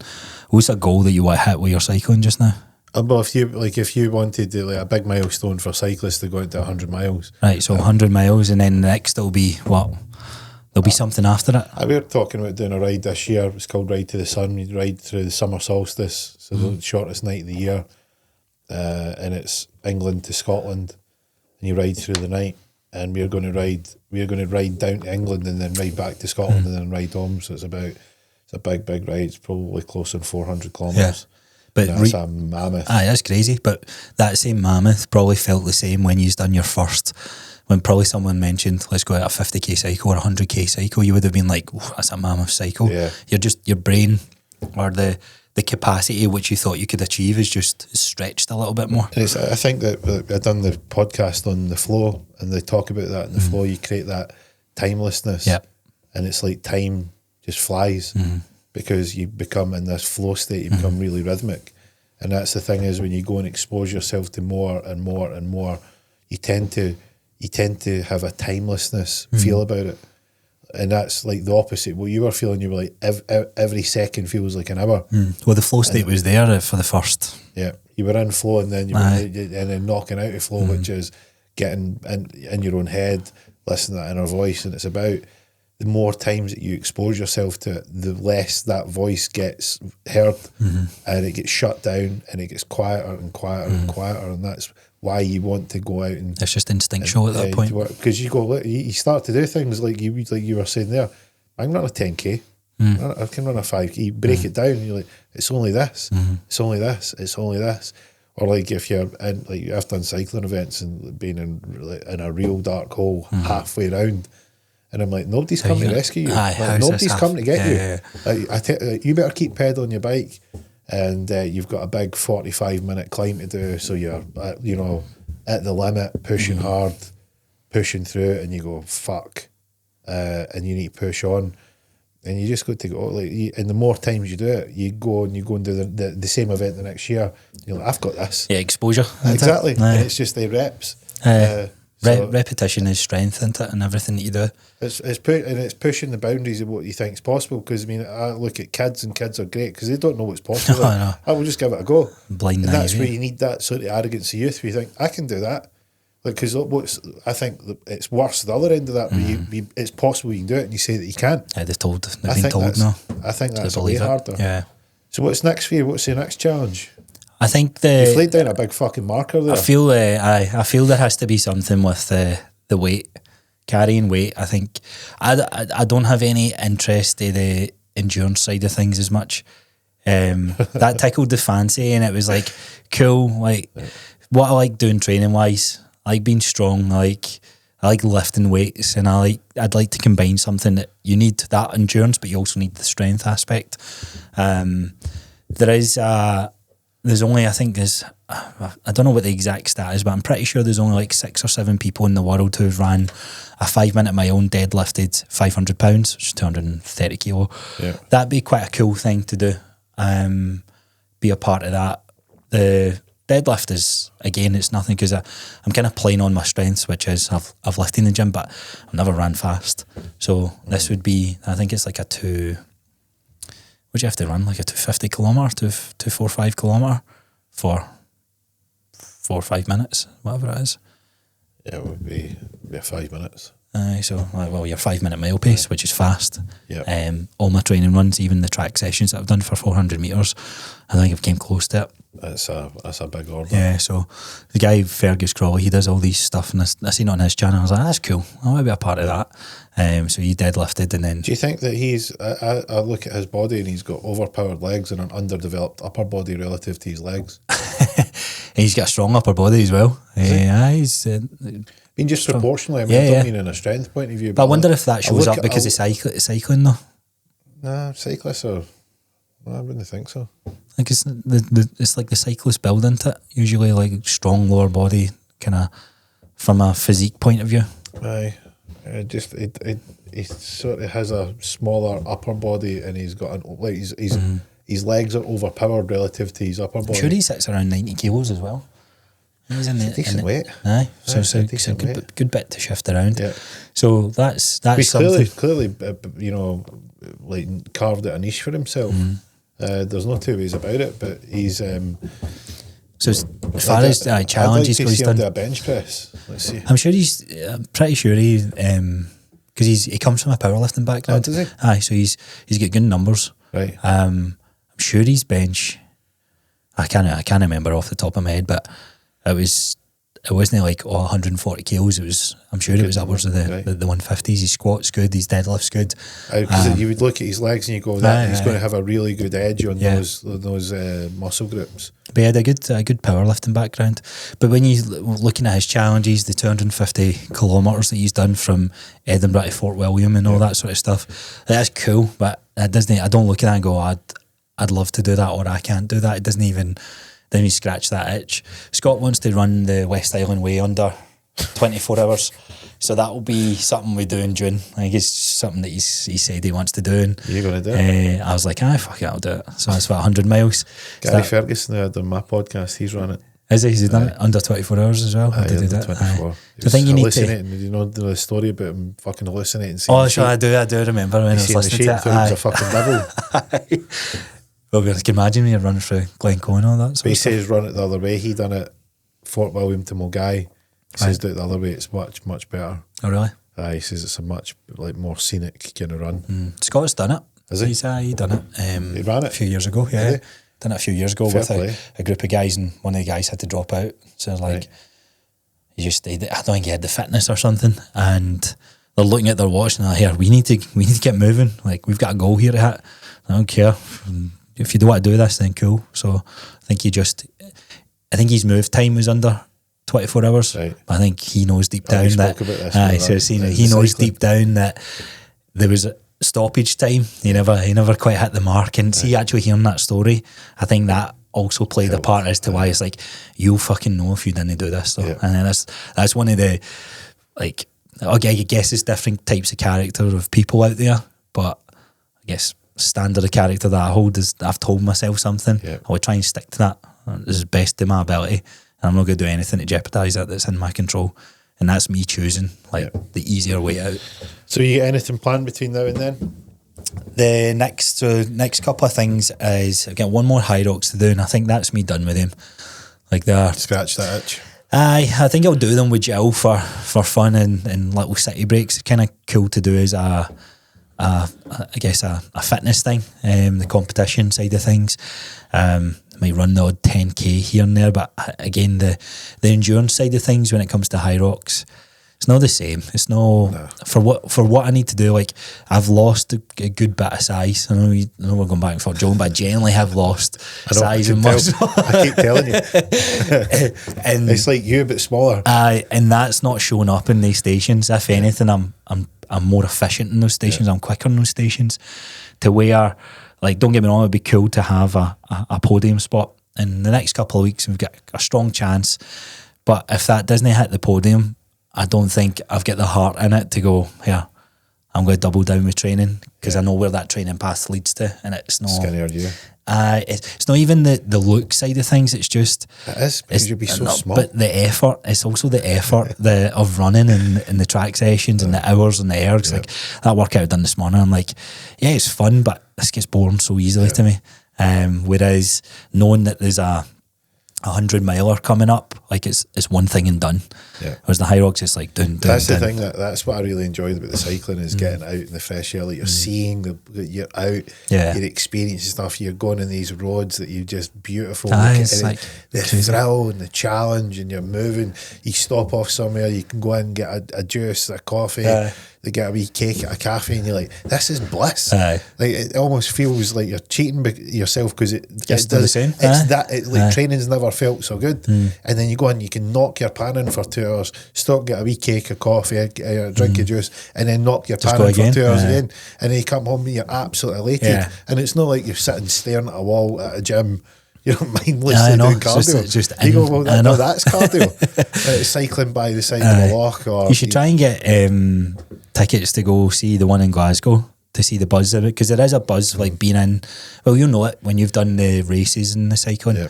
Like when you're there and everyone's there to do the same thing. Atmosphere, you can't, it's unmatched. And I think that's what I enjoyed in doing a couple of High Roxes now. I'm like, that's the buzz bit. I like the event and the race itself. The one I done recently, like that was harder than the 100k. I would generally see, because I flatlined it too quickly. Try to keep up with heart rate was insane. 187. Right to a 2 minute 50 on. It's not a full kilometre. It's probably, I don't know, about 800-900 meters. But still quick coming into that station and not being able to recover from that. Yeah. The voices and the demons that came into my head at that point were way worse than the 100k, which I thought was interesting. Yeah. And I don't know if there was a part because I'm doing it with someone. It's already know I'm a people pleaser, and I'm like, he's too fast for me, he's this, he's that. It's like, you're fucking letting him down. Yeah. You're giving it everything. It's like, what's the point? And then when we thought we got a penalty, because Scott, once you run in to one of the stations, the tracker picks you up. If you're too far apart, you'll get a penalty. And if you run in too quick, so you're meant to do 3 laps, and Scott ran in on the second one. So mentally, so physically, I was telling you this, physically I was broken at this point, or physically I'm gassing, I'm giving it everything I've got. I've got another 50 minutes of try to hold this output. And then mentally I'm like, nah, you've got this, like you've done 100k, you can fucking fire through this. Look at everybody else here, like stick with it, you've trained hard for this. But mentally, seeing him run in there, it was instantly deflated, and it was like, what's the point? There's a 7-minute penalty. It doesn't matter what your time is. Like, what is the fucking point in going continue with this? And I nearly said it as he came back out, and I'm like, there's no point in finishing this. I nearly said it, and I kept it in my mind. And he's like, right, come on, big man, get a rocket up your arse, let's go. He's just fucking, he's away with it. It's funny how, like, have you ever? I don't know if you've experienced that in anything you've done. Have you ever thought, oh, it's fucked? I'm going to finish it. It's fucked. I'll just finish anyway. Right. I remember like, it's obviously not compared to High Rocks, but I remember like your Garmin comes up. I'm wanting this I want the fastest time in this segment. Right. I want the King of the Mountains, and I emptied my I turned myself inside out. Right. And the timer comes up, so that's real time measuring you against the fastest known time, and it keeps getting plus.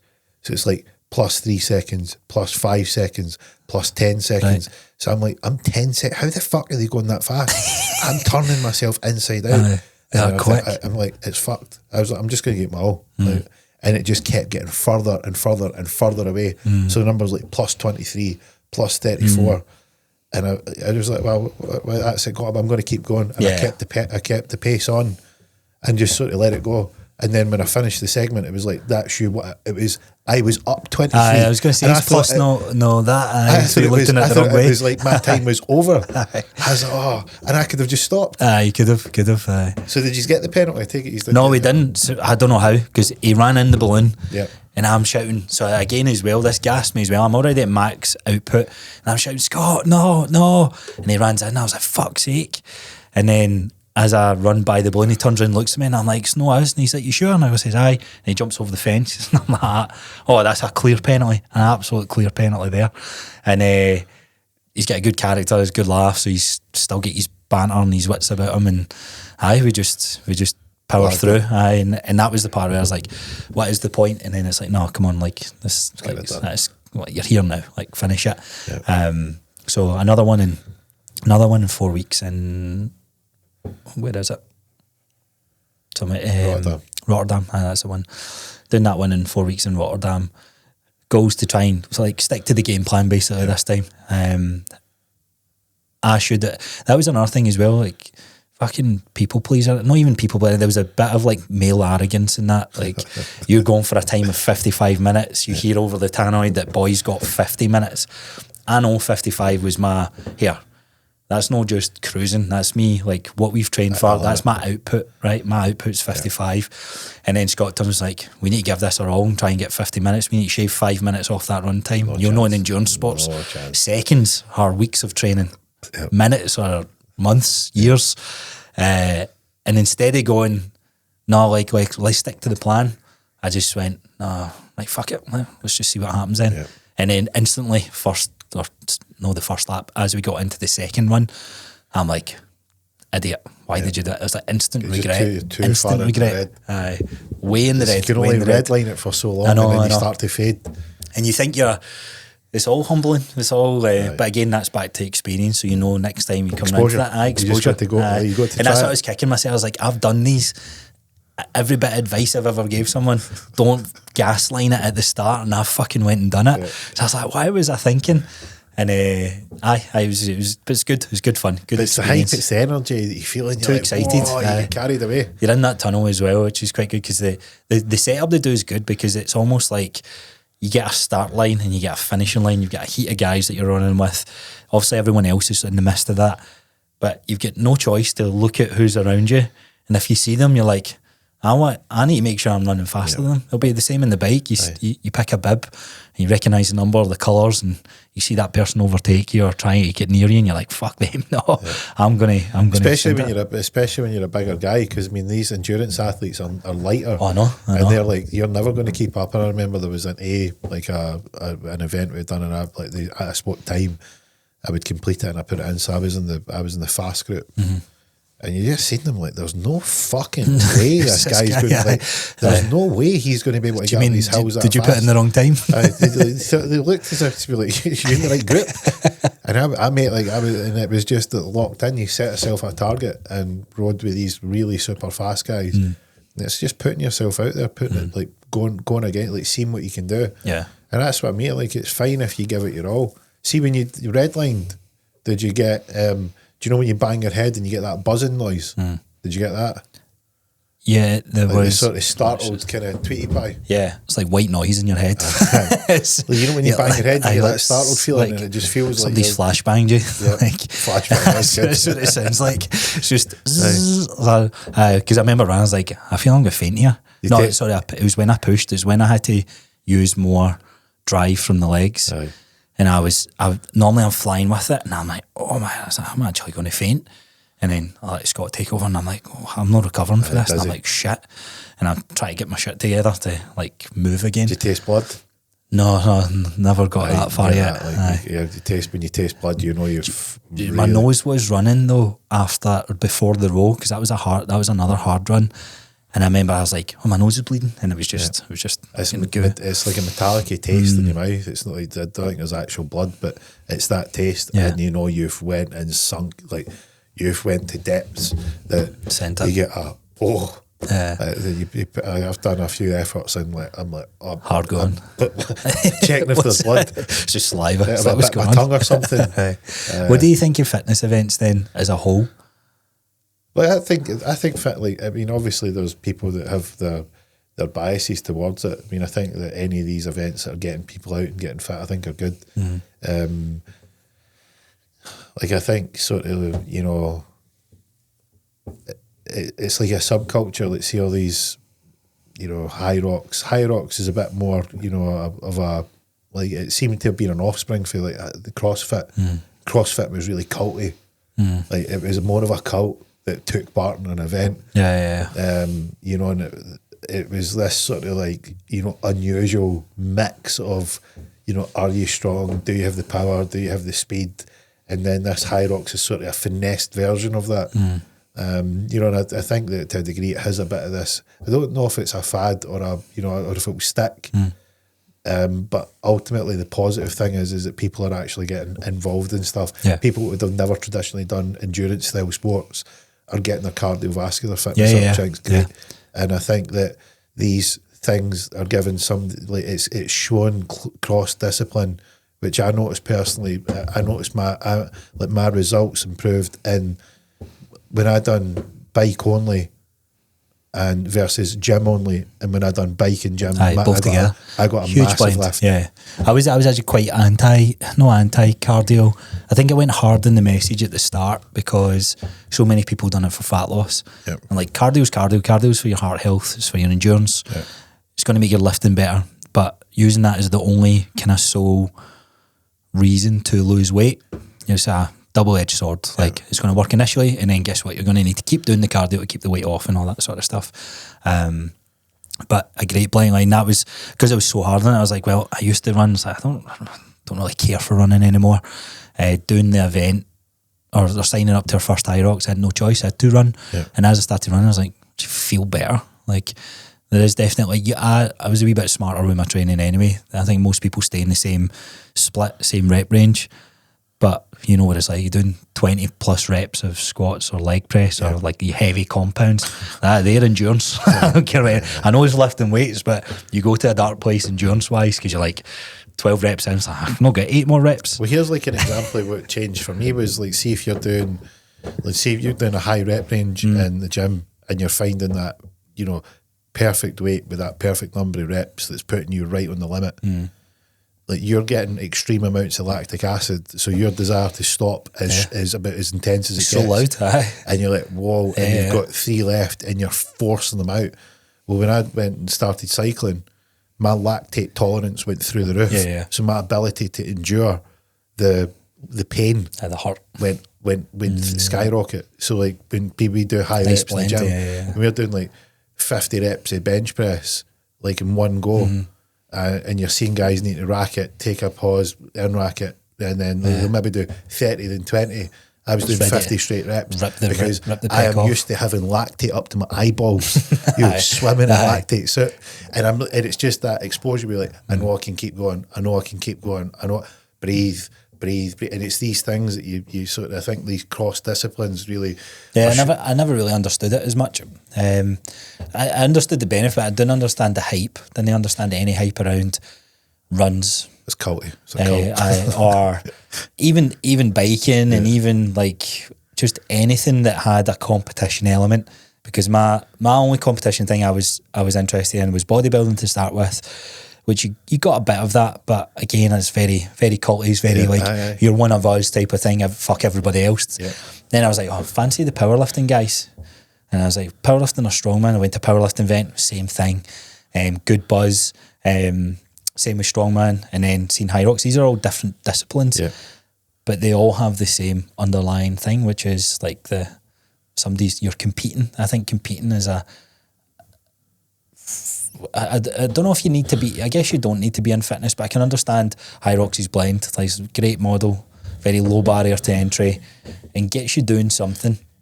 I just hope there's a good, like the guys who are getting into it and they go to the gyms that have the High Rock sessions, that the personal trainers have a high emphasis on, look, this is a one time type of thing. This is your event.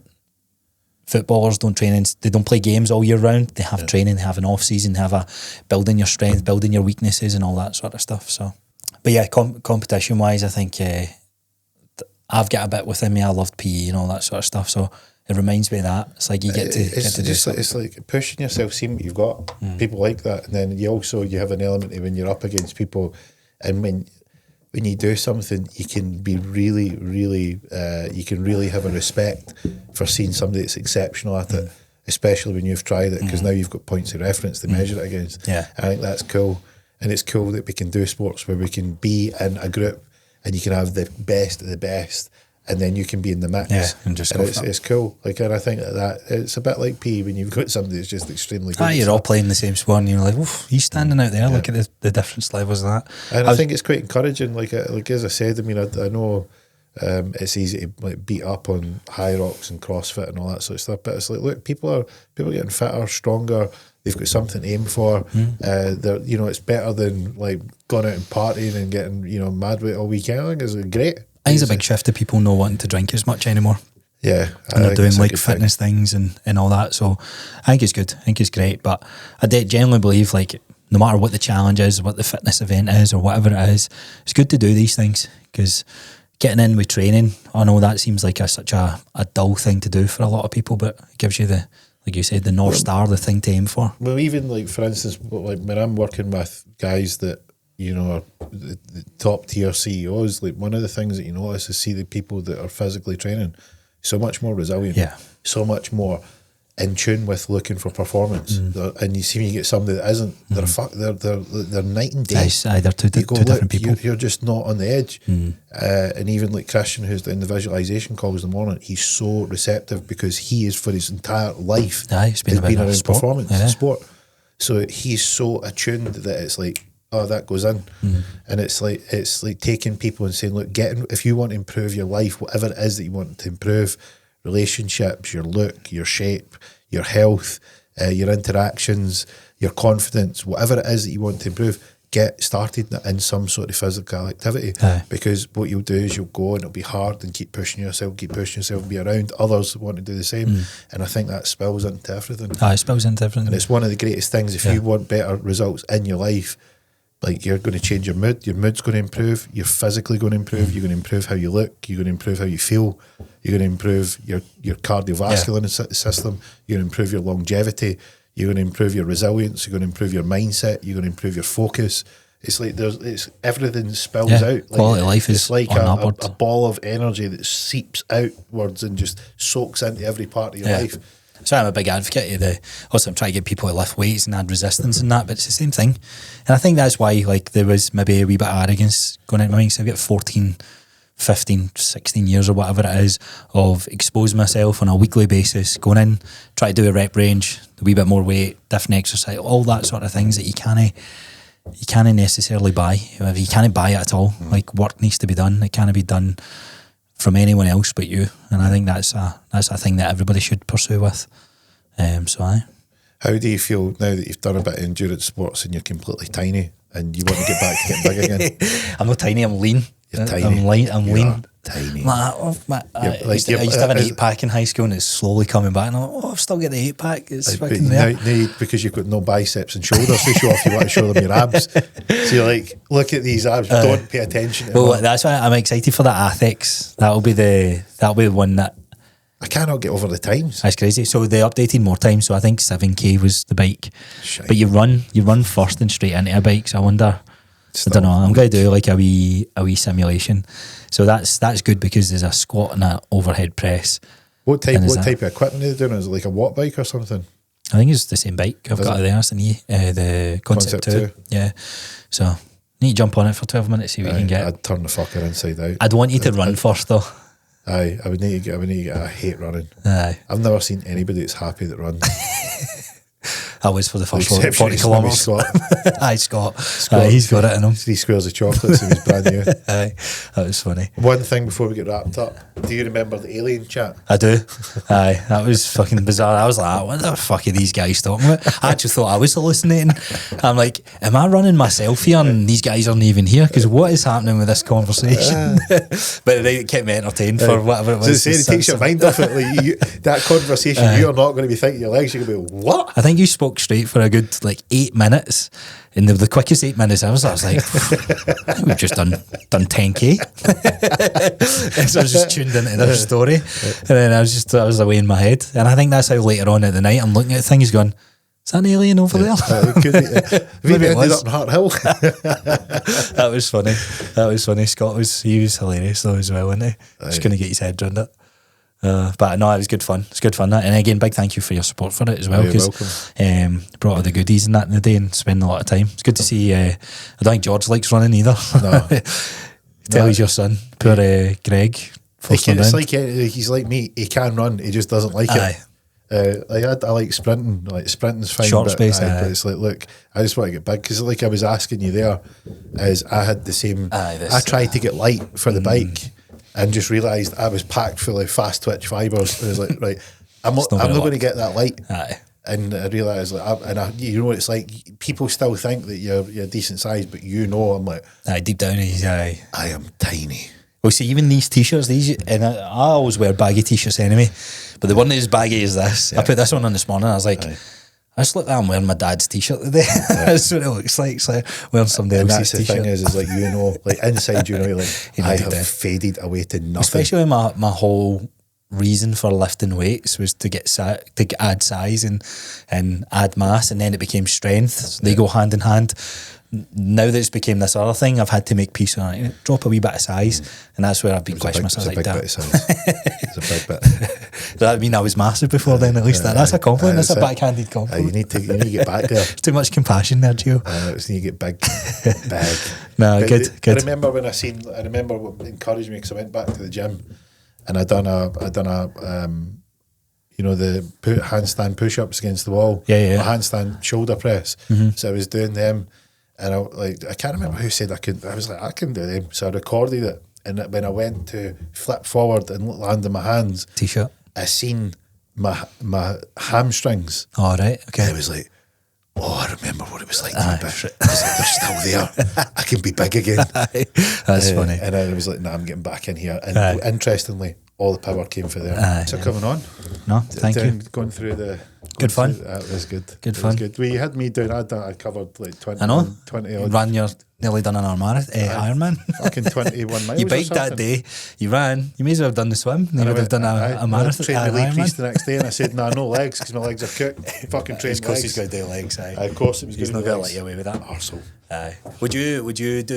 Did that make you want to do any challenges? No. No? You know, I fancy would definitely do. I would definitely something do like one. that? I would definitely do it. Like I'd be up for it as long as it didn't involve fucking too much running. I could train for running, but it makes me miserable. Like I'm unbearable, because I just think running shit. It was interestingly when I ran on the track, it was like I didn't feel up nor down the next day. Do you know, I didn't think the track, a lot of people say, that's impressive doing that on a track. Wasn't it that hard? Boring, man. So boring. And that's what I liked about it, because I knew. Yeah. I think if I was running somewhere, I'd be like, oh, I've got so much distance. You know what to I get. would like to do? I'd like to have dropped you off somewhere, and the only Just, way back, like, just maybe that's the next challenge. There's your 100 kilos, fucking get home. Fucking, like, drop you off in the Pentland Hills. Be like, the next place is Pennycook. Aye, good luck. Right, you need to make it back. Aye, no map, nothing. Just there's hope. There's you walk the road, one. There's one road, and that's where. That's it. Yeah, maybe I'll do something like that. That would be good. That would be funny. Anyway, thanks for having us on. Appreciate it. Thank you. Thanks, sir. Spent going into the details of the inner bitch. The pain, aye, it's real. It's real for sure. Yes. All that inner bitch. Well, we enjoyed this week's episode of Mindset. We went into Dale's mad challenge. No training. Most of all, do not fall into the trap. Train your gut. Train your gut. But you've got way more in the tank than you think. Test yourself mentally. Don't say you can't. Go out and try. See what you've got. I think you'll be surprised. I think Dale was surprised with what he had in him. It was harder than he thought, which is arrogance maybe. Yeah. But the arrogance is worthwhile, because you're better being a little more overconfident in your abilities than having way more ability and lacking the confidence in your ability to go after it. So I think we can take away from the day is push. Don't be afraid to try, and go out and try something. Physical fitness is a superpower if you apply it to your life. If you do it long enough, you'll find yourself maybe doing a bonkers challenge like this. We'll look forward to seeing what Dale comes up with next. Maybe I'll be on his next challenge, as long as it doesn't involve running. Maybe we'll get him out on the bike. We'll go and see if he can handle 100 mile. I think if he's done we said we would do that, didn't we? We said we'd do that. Maybe that's the next thing we do. I'll do it after the... Well, maybe actually plan a 100k cycle way. Not 100 miles. 100 miles, sorry. 100 miles. Because that's about 6 hours. Is it? Aye, it's about 6 hours. Nah, we'll need to plan that then. I'm up for that. I'll need to get in the concept too. You'll finish it 5 hours in front of me. If you hold that wattage. Well, I mean, you could do it outside. Do it outside is way better fun. Aye. You could do it outside. I want to get out in the road bikes this year. I'll do that. Love it, that. honestly. It's Especially for summertime. If you're a bigger guy, obviously you're not at the minute, but you will be. But you'll enjoy the feel of actually, like, you can move and you've got more power, and you can. It's when you get in the hills, it can be tricky, but just go over them, and then you can power on the flats. And I mean, it's something majestic about it. You're like, yes, I like it. All these wee roads, all these wee places, all these little nooks and crannies. You're just like, this is it. Get to see this it. is it. Running like shit though. You can do it, but it doesn't it's make not you the happy. same. It's not the same. So get after it, go and fight, go and chase it down, and we'll be keeping abreast with Dale's progress. Go and have a look in the show notes. Give him a follow. Go and give him a look up in his Instagram page. And if you fancy getting involved in some personal training, He hasn't rebranded to Bulletproof Mindset. He's back to Bulletproof because he smashed it out the park. We've got it. Go give him a follow and check out his page. And from me this week, that's a wrap.